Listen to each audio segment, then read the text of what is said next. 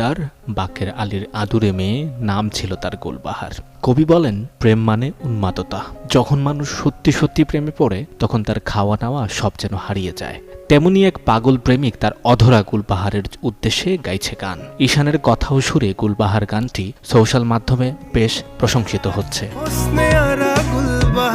গানটির গল্প এমন, লালবাজারের পান দোকানের চেনা এক গলিতেই এক রূপসী তরুণীর দিকে দৃষ্টি আটকে ছিল এক প্রেমিকের। তার নাম গুলবাহার, বাকের আলীর আদুরে মেয়ে। সেই অপরূপ সৌন্দর্য আর দুষ্টুমি ভরা ভঙ্গিমা এক গভীর প্রেমের দরিয়ায় টেনেছিল প্রেমিককে। দিন কাটত চিঠি আর সোহাগে, রাগ অভিমান আর তাকে এক পলক দেখার অপেক্ষায়। প্রেমের কাফেলায় যেন এক দিশাহারা মুসাফির। কিন্তু হঠাৎই একদিন কোনো খবর না দিয়েই সে উধাও হয়ে গেল। তার অনুপস্থিতি ঘায়েল করল হৃদয়, কেড়ে নিল রাতের ঘুম। প্রেম রয়ে গেল অসমাপ্ত ইস্তাহার হয়ে।